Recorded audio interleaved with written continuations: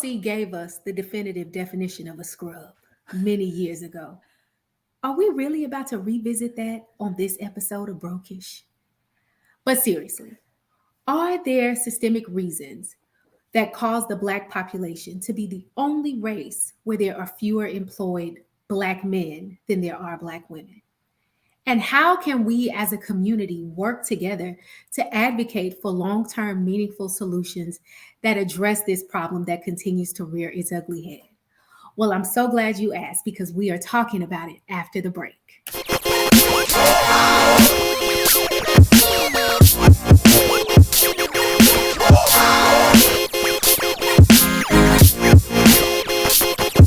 Hey everybody, I'm Amber. And I'm Erika. And today, y'all, we are joined by really a member of the Brokish family, but we are going to be talking about Black unemployment, and specifically Black unemployment and Black men. And so don't go into Maury Povich mode just yet, because I think there's something y'all are going to learn. But yes, that's definitely what we're talking about. Yes, and I'm so excited because, of course, Brokish and our roots are really about things like the racial wealth gap and sort of the Black economic space in this nation. So I'm glad to have our guest, who I'll introduce in a second, with us to talk about that. Just glad that he was able to come back. But Amber, before we actually get to our guest, what have you been up to? What have you been doing? I haven't been doing nothing, y'all. Y'all want to know why I haven't been doing nothing? Why, Amber? What happened? Because I am in the middle of a $60 million wrongful death trial right now. So I've been flying back and forth. Are you supposed to be talking about this? Are we supposed to know about this as members of the public? I don't know. A trial's a public record. I'm not giving you any details. Okay. All I'm simply saying is I've been flying back and forth from LA twice a week for the last 3 weeks. And I'm actually leaving today to go back to LA. And I'm tired. I mean, that's really it. Ain't no good food in LA. I can't believe you want to live there. I haven't had a good meal since I've been there. I don't want no grass. I don't want no cauliflower wings. Okay.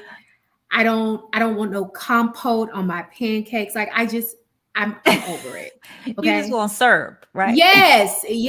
Like how y'all live out there? Like the brokers in LA, like DM me. Where y'all eat at? Because I'm struggling.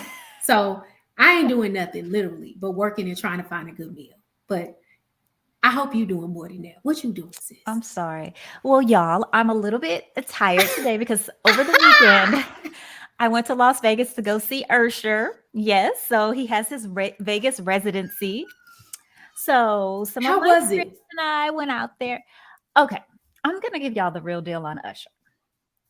So first of all, I think Usher's cute, but he had his hair dyed blonde. And can I say that took like 30% of the wind out of my sails? Like just Usher blonde, wasn't feeling it, right? So that's kind of started off on a low note for me. But then, like, I felt like he wasn't singing. You know how artists do this thing, but they know their songs are so popular and they're just holding the mic out and the audience is just singing and they're not singing. And I'm like, but I kind of paid to come see music. But he be dancing though. He be dancing. Okay. But I still wanted him to sing. And he didn't sing. But I'm going to tell you the most amazing part of the show that I did not know was going to happen is that man came out on stage in roller skates, did choreography, and sang at the same time. And that's when I was like, he's the real deal. That's why he needed to hold the mic out for a little bit, girl. He did actual roller skating choreography and also singing. And that is amazing because I can't roller skate. And I was like, this man is the real thing. That's what's up. Yeah. I've never seen him before. I want to go back and see him. The only time I ever saw Usher was in New Year's in Vegas. And you know what blew my mind? Usher is short. Like, he might got a couple inches on me. Like, he ain't that tall. Well, I wasn't like that close. I wasn't that far away, but I wasn't that close. So I really didn't get that view of him. And the other thing was I didn't realize his show was going to be so provocative. You know what I'm saying? Yeah, I was like, a little gyrating. Yeah. He did a lot of things. He and his dancers were quite familiar with each other's bodies in a way that I didn't expect. So for anybody who's going, it's not a kid show. Well, I'm happy somebody on the podcast is having a good time and living their best Black life. Look, So, look, I'm having a yes, great time. And yes. quick update, I finally met my new brother. Did I tell y'all this? We haven't heard about the meeting. The meeting Yes. was coming. It was The meeting forthcoming was the last coming. time. All 5 of us were together. So we've all now met my new brother. He's, we're all in the family. So it's all good. It's working out. I'm happy for y'all. Now you got to report back when y'all have the collective with the possible as well. Like, you know. Okay, we'll do that. We'll do that. But I'm sorry. I'm sorry. Totally enough about me, y'all, and totally enough about Usher. If there's ever enough about him. But yes, totally enough about that. So I'm going to bring our guest on today. Y'all, we have a friend of the show, Dr. Algernon Austin, and he has, of course, been here on Brokish before, and he was talking to us about sort of the economic progress, or maybe not as much economic progress as that could have happened since the March on Washington. But he is the director for race and economic justice at the Center for Economic and Policy Research. And Algernon has conducted research and writing on issues of race and racial inequality for more than 20 years. His primary focus has been on the intersection of race and the economy. He was the first director of the Economic Policy Institute's program on race, ethnicity, and the economy, where he focused on the labor market condition of America's workers of color. He's also done work on racial wealth inequality for the Center for Global Policy Solutions. At the Thurgood Marshall Institute, the think tank of the NAACP Legal Defense and Educational Fund, he worked on issues related to race, economy, and civil rights. Dr. Austin has a PhD from Northwestern University and has in sociology and has taught sociology as a faculty member at Wesleyan University. He's discussed racial inequality all in the streets, on PBS, on CNN, on NPR, everywhere you go, he's been there talking about it. And his most recent book is America is Not Post-Racial, Xenophobia, Islamophobia, Racism, and the 44th President. Dr. Austin, welcome back to Brokish. It's a pleasure to be with you again. It's Yeah, great so being here. I was so glad when you told me that you had new work. So I was like, yes, always happy to have you come by and talk about it. And y'all, I'm going to take a second because I'm trying to get my things to work. Can you still hear me? Yeah, we can hear you. Yes. Okay, perfect. So I was so excited that you have a new piece out, and really, because Brokish, like our mission has really broadened, then we're not really talking about economic issues as much as we did at the start of the show. So it's always good to sort of go back to our roots. So thank you for joining us, and thank you for agreeing to talk about your work. My pleasure. My pleasure. So tell us, and if you want me to, I'll bring up the article so that folks can see it. But Black women's views on Black men's high rate of joblessness.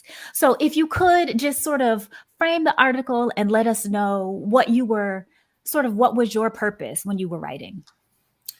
Yeah, so I I've been as will be clarified, I've been very concerned about the high rate of joblessness among African Americans.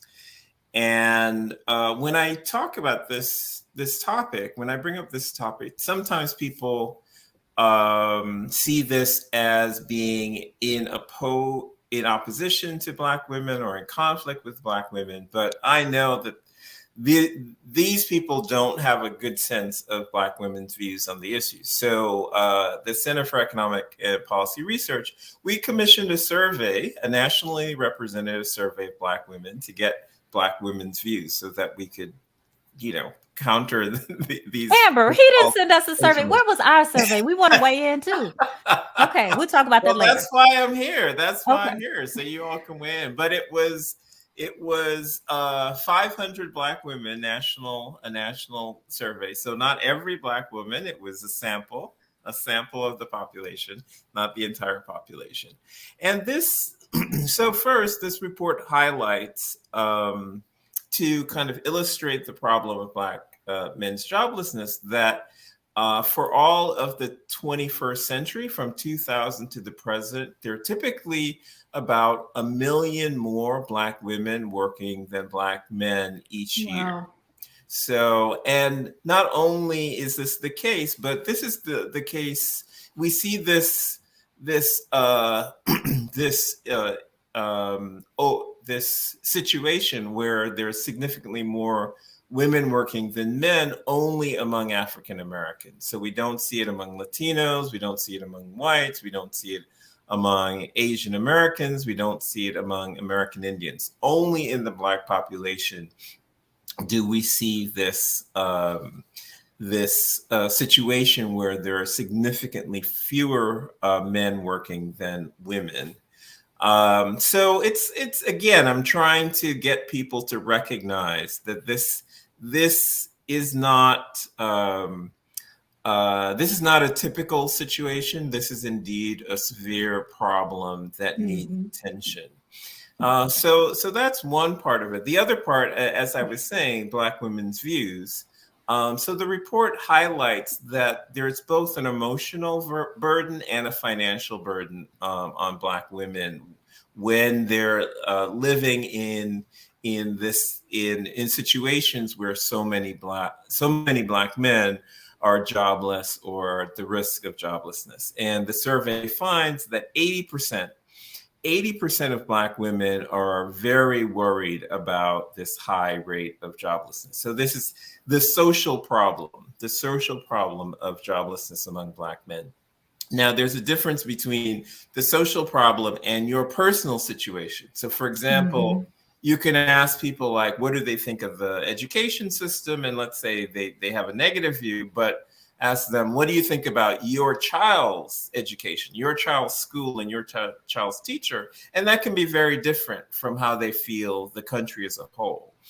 So although 80% of Black women are worried about the broad social problem, there's slightly lower numbers about their personal lives, but there's still quite high levels of worry. So there about 46% of Black women, for example, are worried about the ability of their sons to find and keep employment.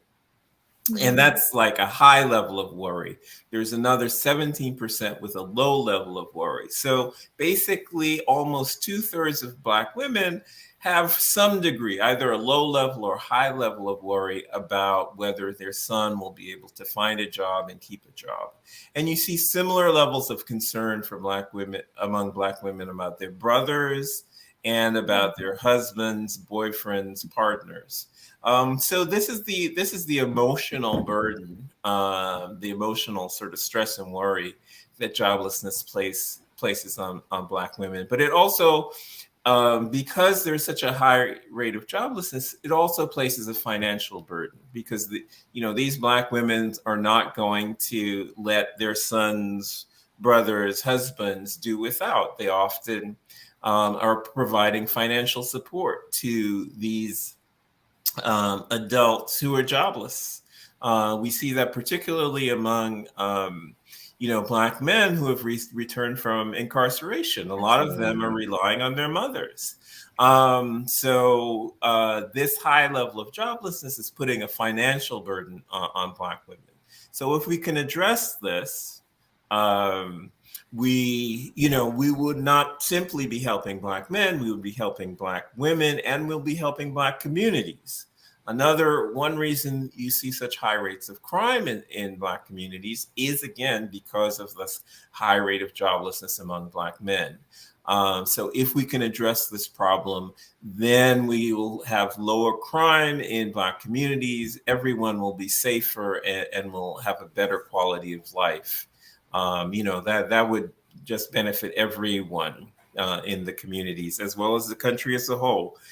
So this is a really important problem that I'm trying to get more people to pay attention to, and hopefully getting policymakers to respond to. So that's the sort of the big overview picture.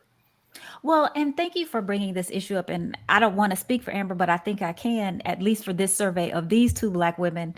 This is high on our worry list, right? Like this, Facts. this notion of Black male joblessness, and also just in terms of letting the brokers know. I know Amber was, kidding about TLC and scrubs. This is not our attempt to come. Like the purpose of us bringing this up to you all is because we do recognize that we talk about community a lot, right? So it's not just about the individual folks. It's not about your individual family. It's about all of our communities and the effect that this has on us collectively. So really Right. happy to have the conversation.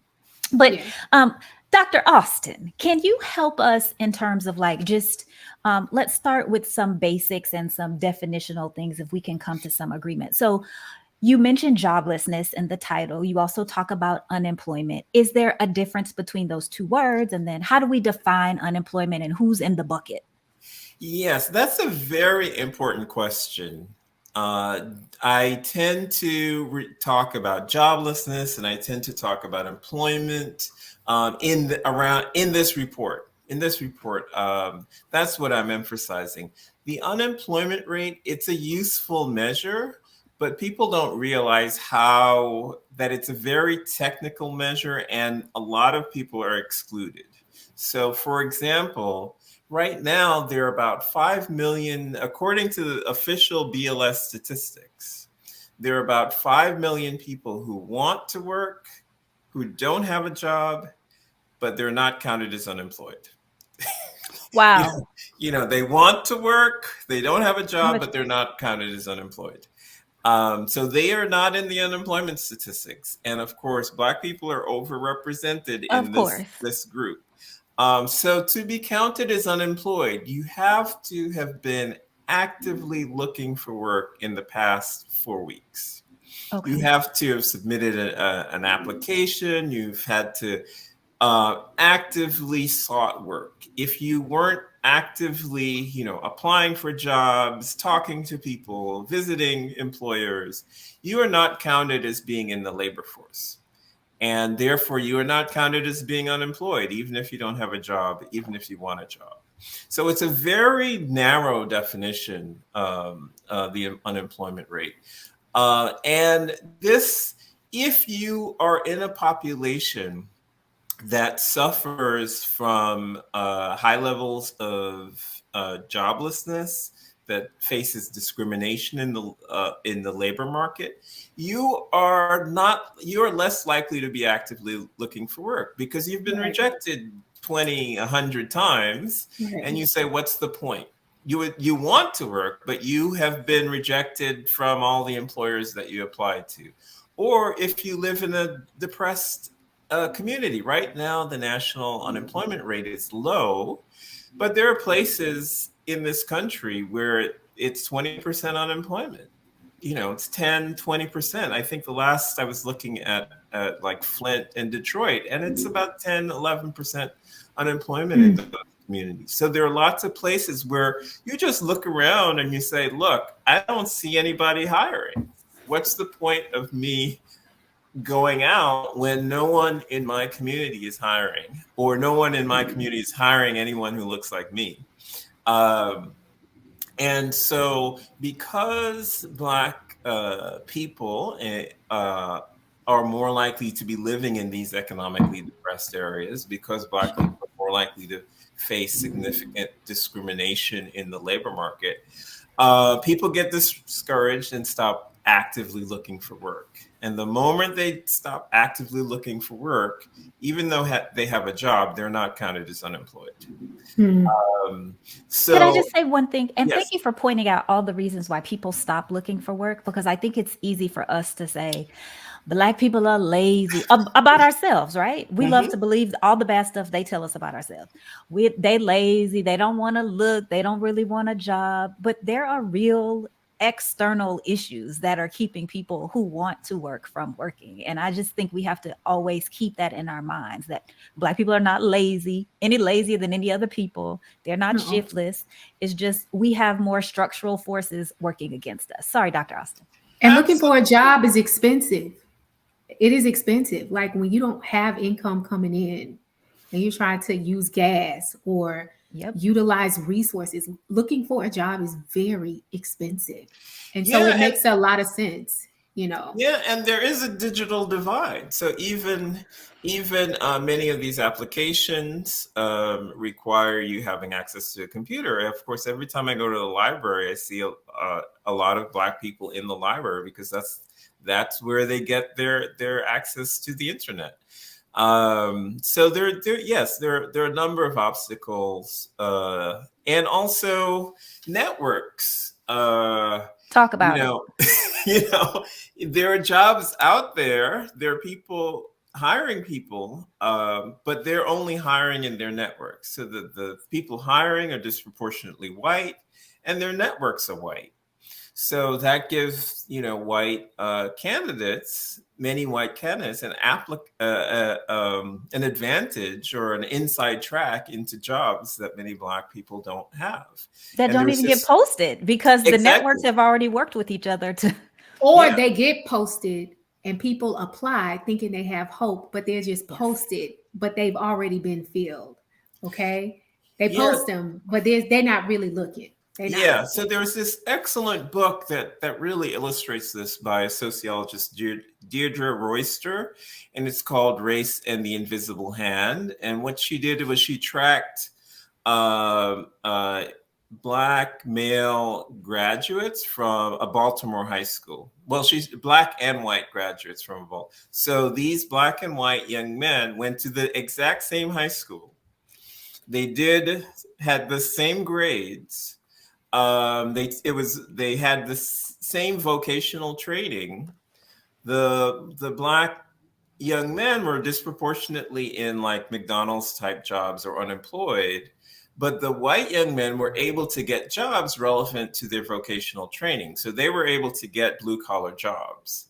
And why was this? She found, well, in Baltimore, the white young men are attached to the white men in the blue collar job. So they were Absolutely. able to use their networks, their connections to get blue collar jobs. And the Black young men with the same grades, same skills weren't in the networks. So they were in McDonald's. They weren't able to use the skills that they learned in high school. And you bring up a point too that I also think is worth noting. So we talk about employment and employment statistics being very technical.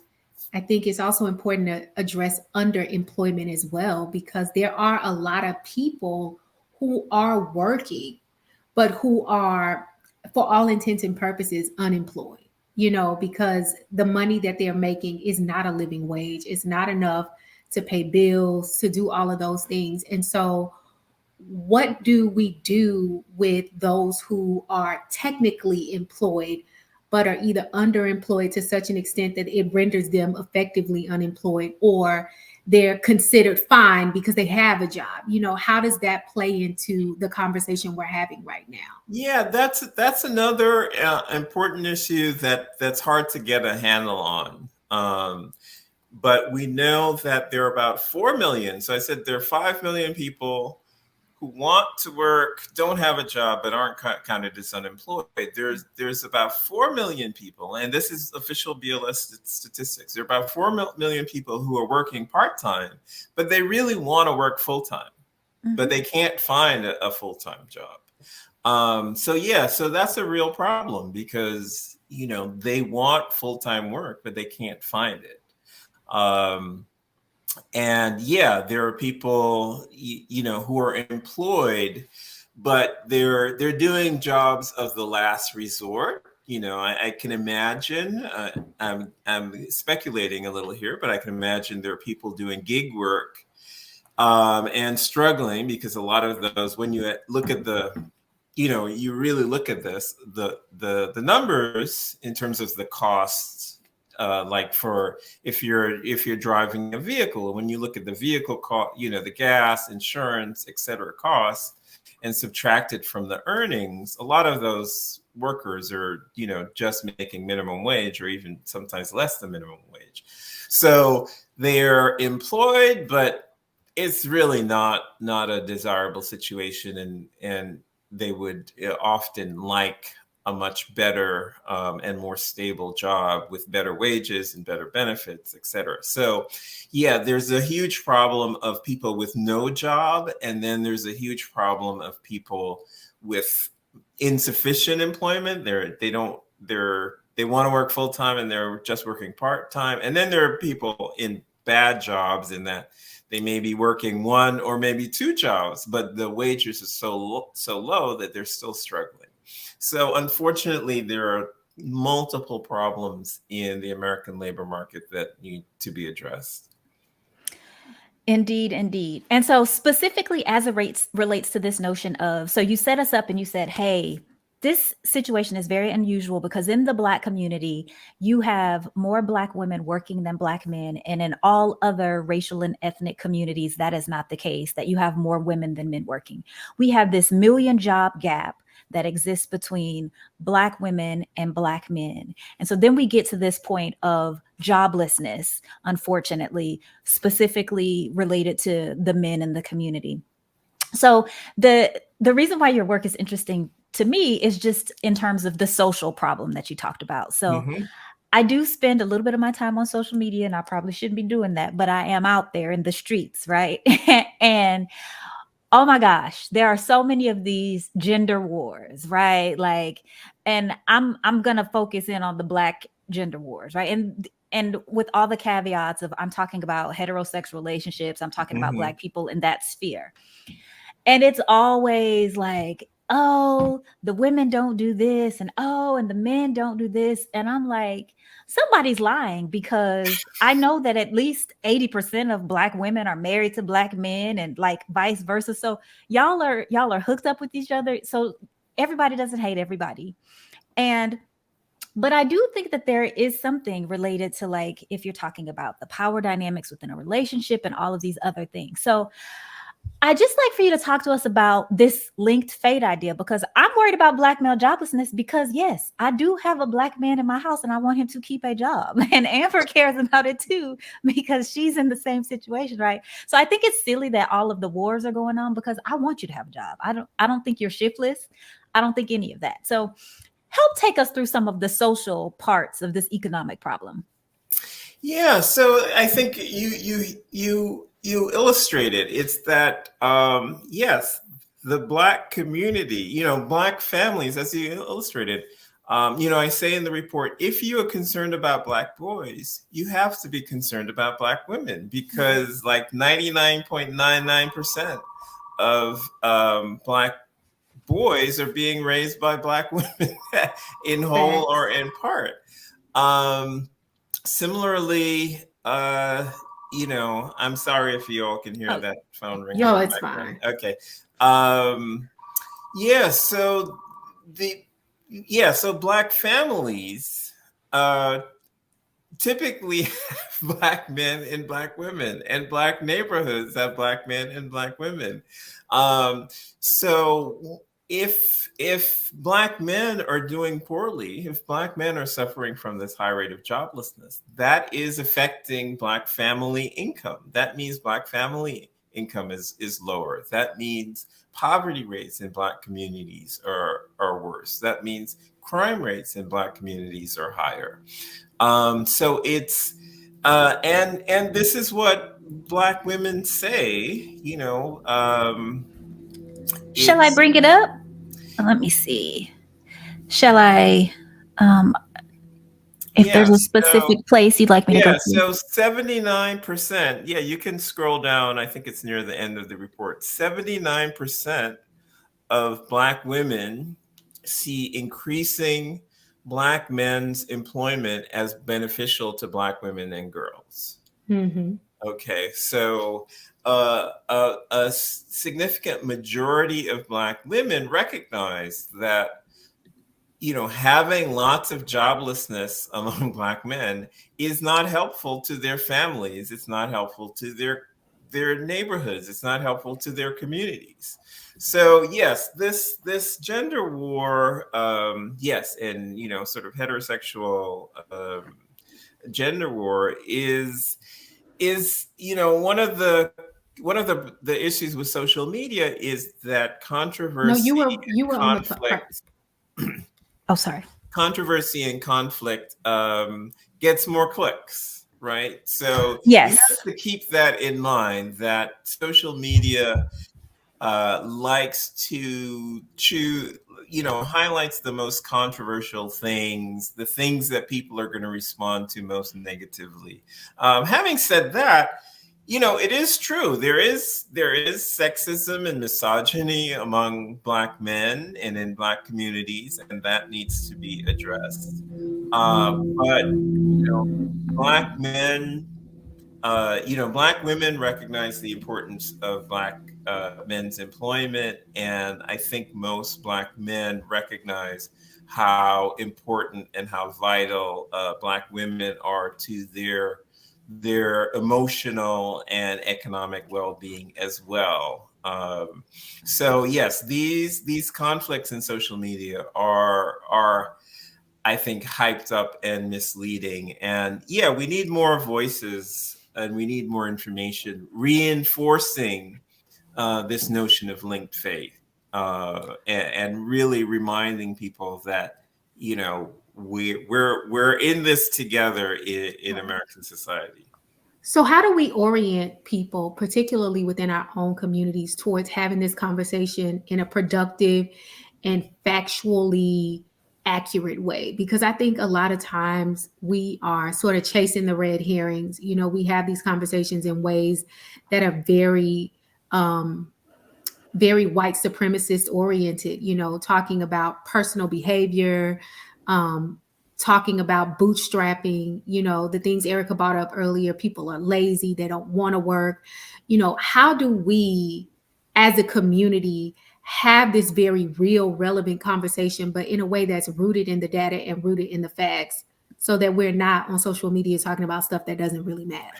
And rooted in the love we have for each other. Exactly. Yes, Exactly. absolutely. Yeah, so that's what the report is trying to do, and that's what I'm trying to do.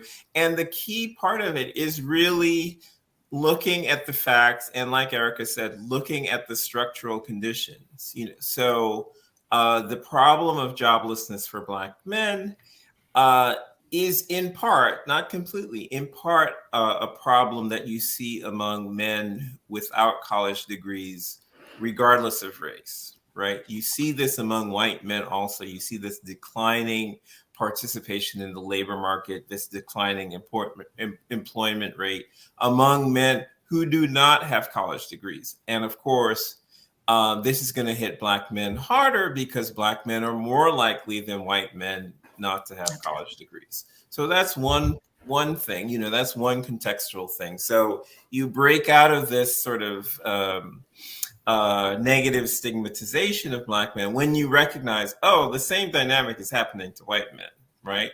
We're seeing this because of the decline in manufacturing jobs. People may know, and Joe Biden has talked about this. America used to lead the world in manufacturing. We used to command everything. Now we do not. China, Mexico, even European countries are much stronger in terms of manufacturing than the United States. So, but these were good unionized jobs, disproportionately male jobs, and now they're gone. So that has had a significant negative effect on men of all races, but again, disproportionately Black men, because Black men are disproportionately without college degrees. So that's part of the story, and people need to be aware of this. Another part is discrimination in the labor market. I mean, we have seen decades of studies, literally decades of studies, showing anti-Black discrimination in the labor market. We've done testing situations where you send out a Black applicant, you send out a white applicant, they have the same script, they're applying for the same jobs, same qualifications, but the white applicant gets more responses, more positive responses than the Black applicant.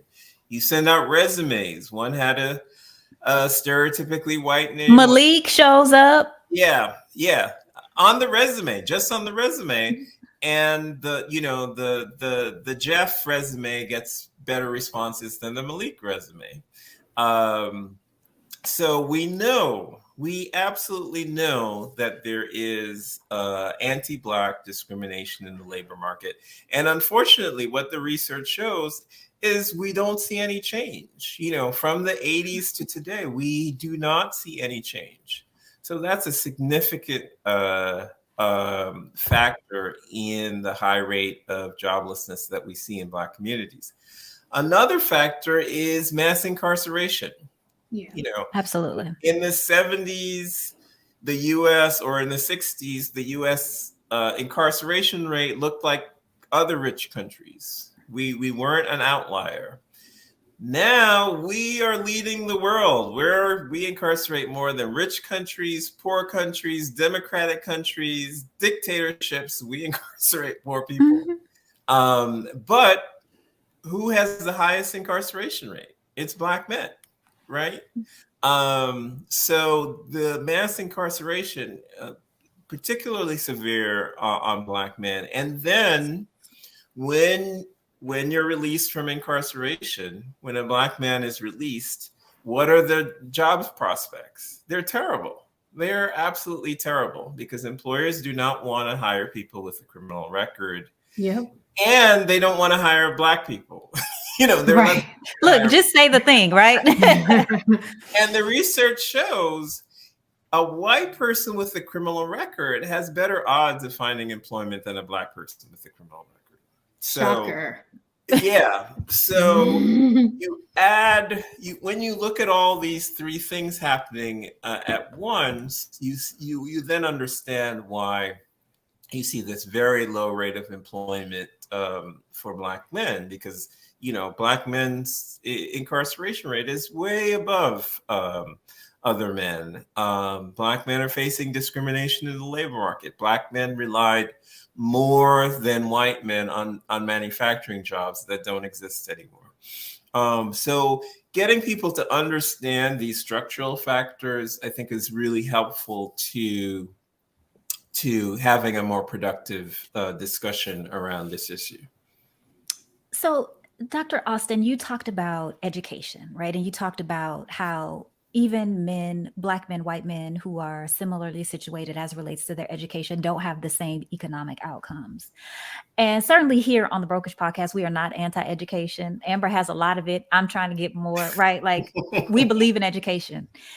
But we also have to be honest, just like in this jobless conversation, we have to be honest about the returns on education that Black people get versus white people. But in just reading your work, it made me think about, do you see, even anecdotally, like, do you see any connections between, I'll say, sort of this like anti-Black sentiment that's happening in educational circles, whether that's anti-Black history, anti-CRT, all of this kind of It's stuff? anti-woke, Erika, not anti-Black. Anti-woke. Right. It's anti-woke. I forgot. I'm sorry. But do you see any like sort of these things coming together? Like, do you see that at the same time there are these populations of people hating against Black people and their history and the narrative, and then also just like you're talking about the anti-Blackness just in employment as well? If that makes sense. Yeah, I think so. So the anti-Black, yes, anti-woke, correction.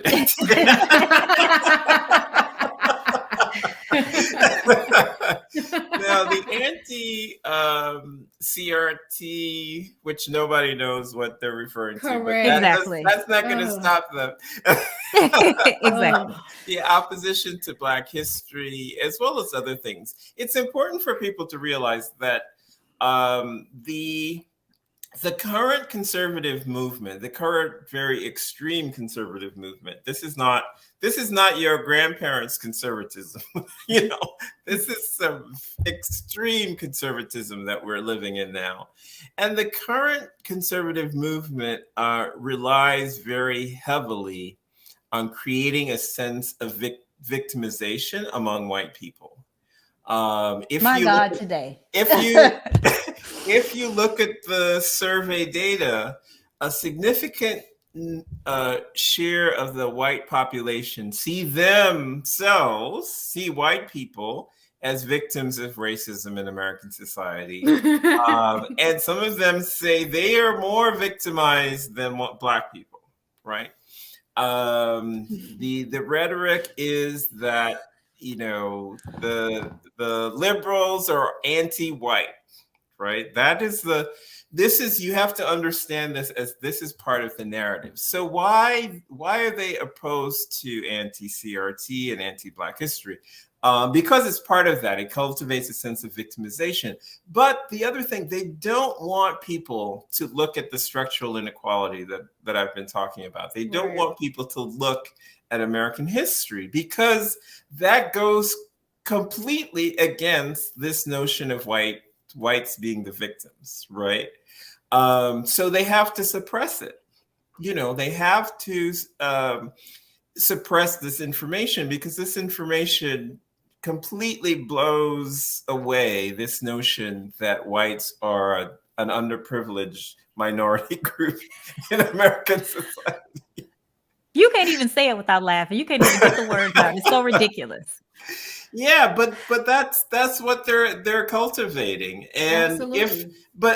and the other important part of this, I mentioned that this issue of, you know, the impact of the loss of manufacturing jobs are hurting white men, and more broadly, the white working class, which means that the white working class and the Black working class and the Latino working class and all the other working class people actually have a common issue, have a common problem. And again, unfortunately, that is something else that I think this conservative movement does not want people to recognize. Yes. Coalition building. I wanted to ask you about that, because one of my Yeah. favorite books is Where We Stand, Class Matters by Bell Hooks. And she talks about that a lot, like how America is like the only, you know, I guess for lack of a better term right now, one of the more industrialized nations that has never had modern class revolution.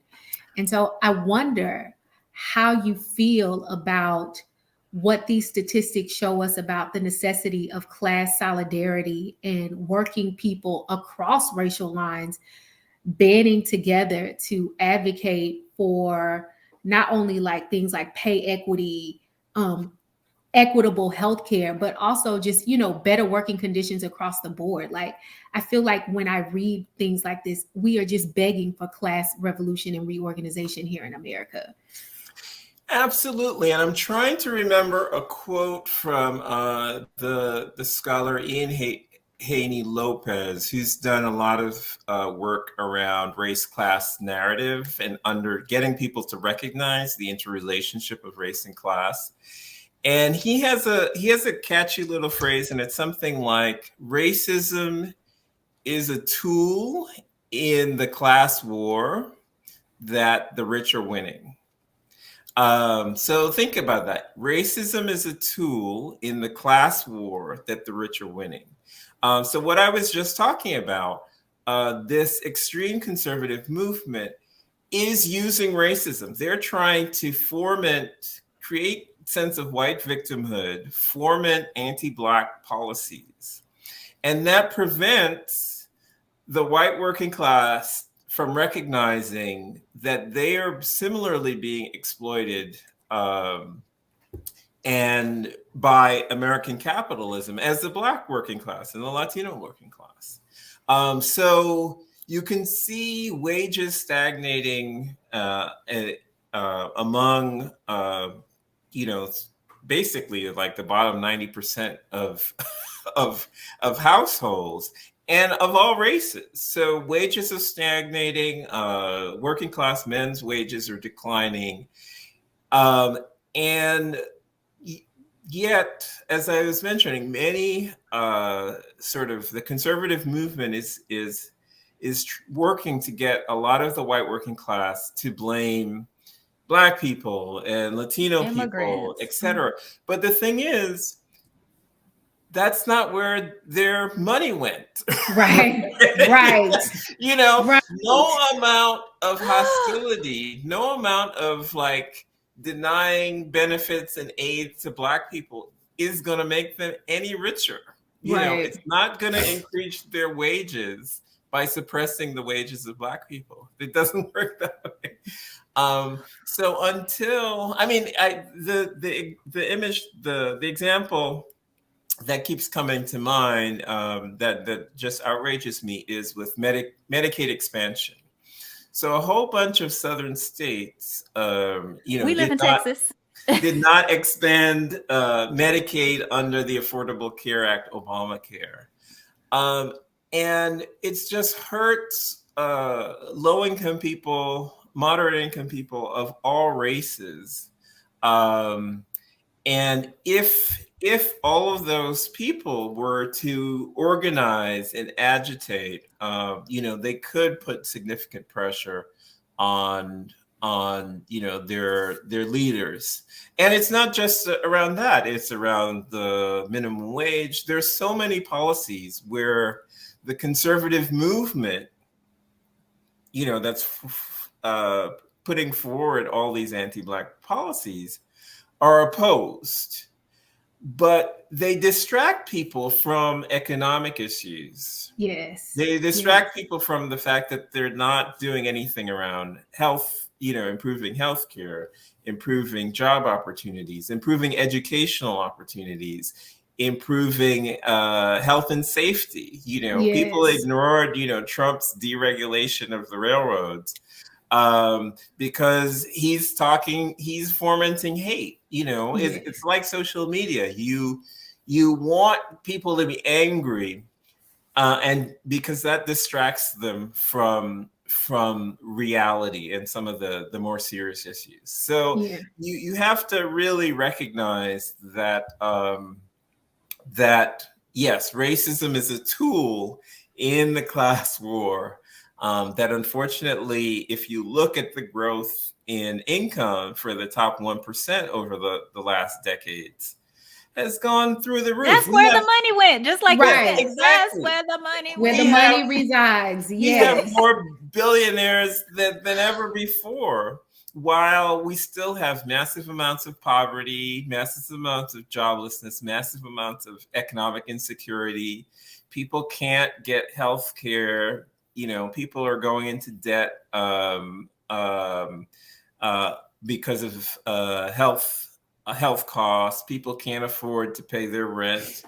But we're churning out billionaires after billionaires. And it's like, this is not a healthy society. But rather than talk about this economic inequality, the conservative movement wants you to focus on what's on the AP exam in Florida. Like, who cares about that? Right. That is a distraction. That is Absolutely. a distraction from the economic issues that are really concerning to people. And another thing, you didn't explicitly talk about this in the article, but you sort of intimated when you're particularly talking about the interrelational concerns, is shame. And I feel like one of the things we don't talk a lot about, particularly in this area, is the shame that prevents people from, for example, organizing, rallying, having these robust conversations in a very real way. I know for whatever reason, when I was married to my ex-husband, I was very embarrassed that I made more money than him. And I mean, who actually cared? Like, yes, I felt, and I know a lot of it was toxic theology, I felt very embarrassed that I out-earned him. And I felt a need to show up in a certain way that sort of minimized that. And I do wonder, as you were sort of, having these conversations and engaging with Black women, particularly about their feelings, like how much shame came up, not just on their part, but with the Black men that they know who are suffering, because I feel like so much of our advocacy is neutralized by just the shame and embarrassment that we feel that we're struggling. Yeah, those are a lot of really important issues to wrestle with, because we do cultivate in this class society. We do, look down on people who have less, and again, social media is all about, focusing on the richest, the most conspicuous displays of consumption and goods. So yeah, that's a real issue. And you talked about sort of earning more than your ex-husband, and that's another issue. There has been some research and literature about it, and Erika in her studies may come across it. And exactly as you say, what I recall of the literature is, yes, you do find that women in that situation tend to try to compensate in various ways around the home for that fact, which shouldn't be necessary, right? There shouldn't be a rule that men have to earn more than women, or it should be, everybody should be happy that someone, is we making it. Yeah, exactly. But that's work to be done. Like I said, there is sexism and misogyny in Black America, as in every other part of America, in white America, in Asian America, in Latino America, and across the globe. Right? This is not just the U.S. problem. Yeah, I've heard some horrible things about gender relations in South Korea. If you want to, see problems somewhere else, that's one place you can look too. So yeah, we have a lot of work to do around that, and that's an important issue that needs to be tackled also. Amber, I totally get why you would have that feeling. I get why other people would have that feeling. But I think that as a part of this conversation that we're having about joblessness and relationships and all that, it really is just important I feel like we need to build like a sense of community within our own families. Like there is yes, you go to work and you have a check and there's a direct deposit that comes from your efforts specifically, but literally it's all of us together. And I lament the fact that I feel like relationships are not like that. And as the person who is making less now, I'm absolutely like, no, we're all together. Like this is us. But even when I wasn't, I think it's always been this is ours. And I do think that helps in just so many other parts of your relationship. If it's not, and it's very cliche to say, but like, y'all, we got to look at this stuff as ours. However little it is, it's ours. But so Dr. Austin, as we think about wrapping up, one of the things that you mentioned is some potential solutions. Now, let me say this: I am a pessimist at my core.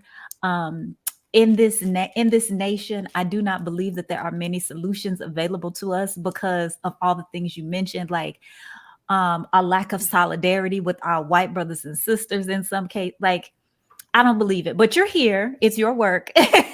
So can you prove me wrong? Offer the people some hope where I don't have it. Yeah, you have to keep hope. You have to keep hope alive. Amen. You have to keep struggling. Because that's what you just have to do. I understand the pessimism.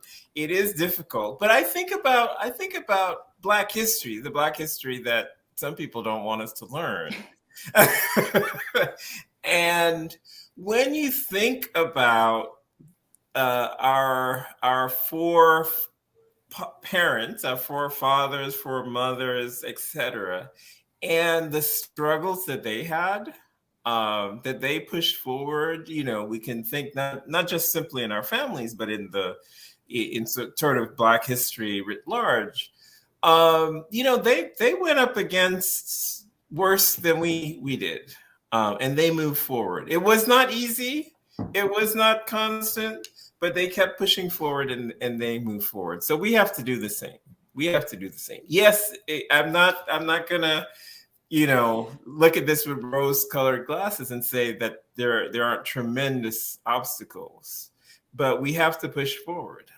So in terms of the specific solutions, though, we have seen some good movements by the Biden administration in terms of infrastructure investments, because infrastructure investment creates lots of jobs. It creates, people don't fully appreciate this enough, but it creates direct jobs building the infrastructure. It creates indirect jobs supporting the infrastructure, and it creates respending jobs, so sort of multipliers, because you've got more people working and spending money, and that creates jobs when they spend their money.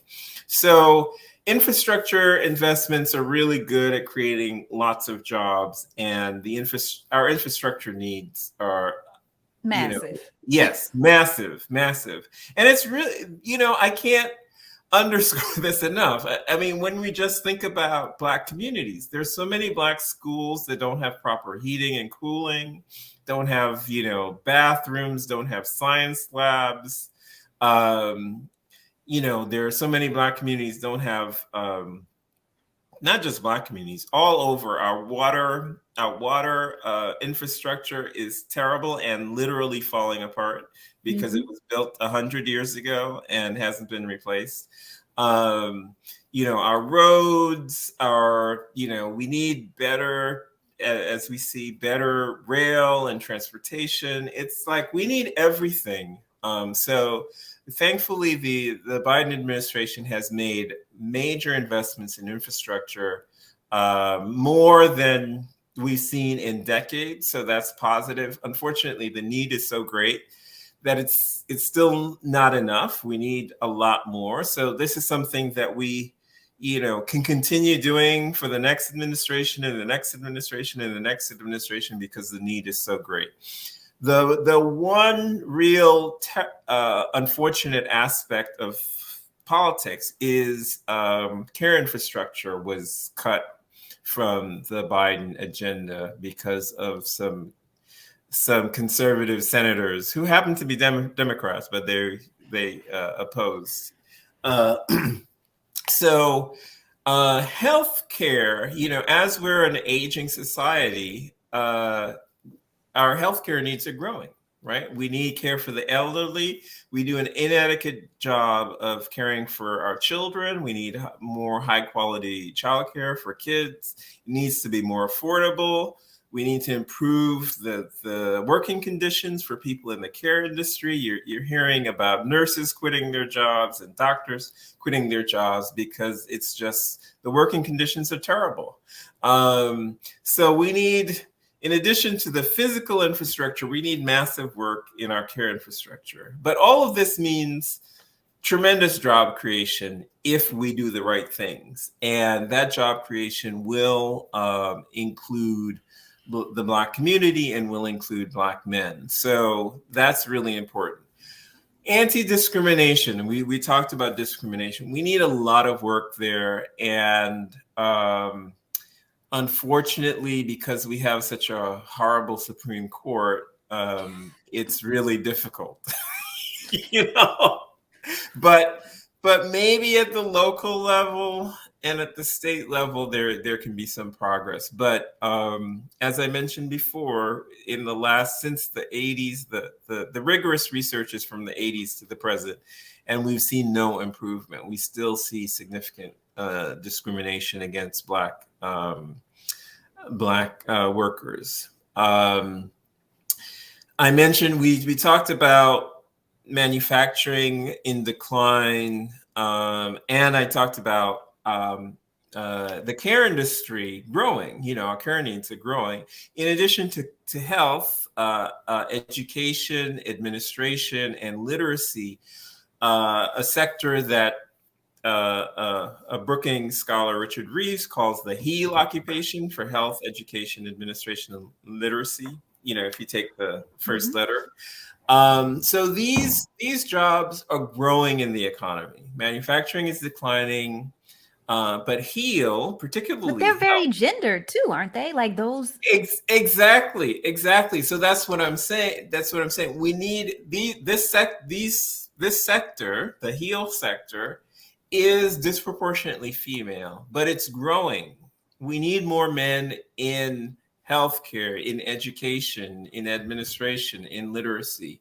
And that's because the only way they're gonna start paying too. yeah, Yes. that's true. That's true. That's what I. That Yes. is so true. That's what I'm saying. You need these. Unfortunately, as I mentioned, many of these jobs are bad jobs and at low wages and low benefits. So they need to be made into good jobs, regardless of whether men get involved or not. They need to be made into good jobs. My mother was a home healthcare aide, so yes, so it's something Woof. that I always think about. What We if the men just start helping at home? They could get practice for when they go out into the world and start helping. Because yeah, look, no, and this that's is a not me being a hater. The statistics say y'all still not helping in the house. well, two things. I'm glad you raised this, and I one is that yes, absolutely. However, Black men They help do more. are a little bit more involved than men of other races. Yes. So that's one positive. But two, yes, more needs to be done. There is I think it's in the state of Oregon. Instead of child support, you can get a kind of child support credit for childcare, and I don't know. So if you're separated and a man has kids, maybe is struggling to provide child support, but he can substitute a financial support for care. By keeping them cheering. Wow. So I don't Ah. know. Some people think, well, this is a good idea. Some people think it's a horrible idea. You all can decide what you think. But that's one idea I just wanted to throw out. But what was I going to say? Now I've lost. I'm sorry. I'm getting you off track with No. But yes, but we need more. Yes, we need to make these jobs good jobs. We need to get more men in them, and both I think both are important and beneficial. And Right. again, it should be part of a broad investments in our care infrastructure. Would be important. The other thing that's really important is subsidized employment. I did a short piece showing yes. that during the Great Depression, the Works Progress Administration created jobs because there was massive unemployment. And at the peak, the WPA created over 400,000 jobs for Black workers. So we have the ability, we've done it before, and that's the biggest example, but we have other subsidized employment programs that we've implemented.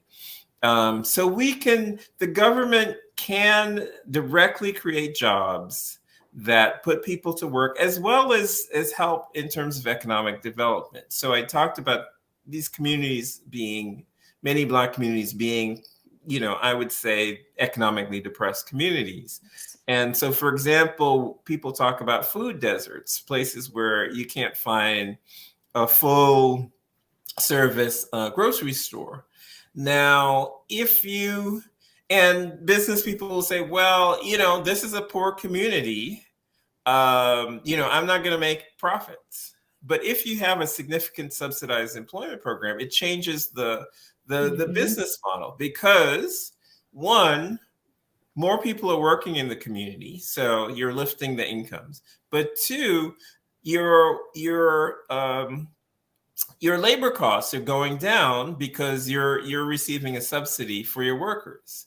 So that changes the calculus. So that can make opening that grocery store a much more attractive to entrepreneurs. And a grocery store is just one example, but other types of businesses also. So I see it as a really important economic development strategy, and it's very effective. It's been proven very effective at getting people, jobs and wages because you're directly giving people jobs and wages. Imagine that. And let me mention, so I am involved in a campaign that's called Full Employment for All, and people Okay. can find out about it going to fullemploymentforall.org. And we are trying to, advocate for a national subsidized employment program that's going to be targeted to places that experience high levels of joblessness. So I encourage all your listeners to go to fullemploymentforall.org and endorse it. So as an organization, if you're a leader of an organization, you can endorse it as an organization. If you're an individual, you can endorse it as an individual. So that's really the fourth policy recommendation that I make to address this problem of the high rate of joblessness among Black men. Well, thank you so much for sharing that with us. And so when we post the show, I'll make sure to add the link so that folks will be able to go and see what you all are doing at fullemploymentforall.org. Great. So Dr. Austin, it's a pleasure. Thank you so much for joining us. And do you have any other work or other projects that you want to share? So the Full Employment for All campaign is what's keeping me busy these days. I am to get back. I mentioned that the current conservative movement and the Supreme Court wants to erase from people's consciousness any awareness of anti-Black discrimination in the labor market. So my next report will be looking at the continuing power of white preferences in the labor market. I'll be lifting up some stuff, including some work. People can look at it right now. Some work that the Washington Post did about the NFL and why it's so hard to get a coaching job if you're Black in the NFL. That's just one example, but we can look at a whole range of other examples. But that one, I think, is very powerful because the measures are all objective. You can see this person has this success record, this Black coach, this white coach has a lower record, and the white coach gets the job. It's like, explain that to me. How does that happen? Well, awesome. So what I heard you say is that you're going to come back and talk to us about that when it's available. Absolutely. Looking forward to it. Okay, perfect. Well, thank you so much, Dr. Austin. It's been a pleasure as usual. It's been great to be here. Thanks.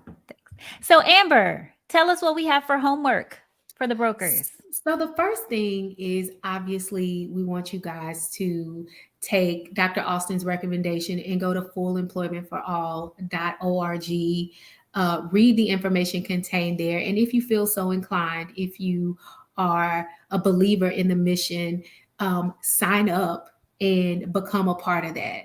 And then also follow Dr. Austin on Twitter. So he has a Twitter handle. It is Algernon_Austin. And we will put that in the receipts as well, so y'all can find it. And then most importantly, y'all, look, I know that in the life of the school calendar, it's almost spring break.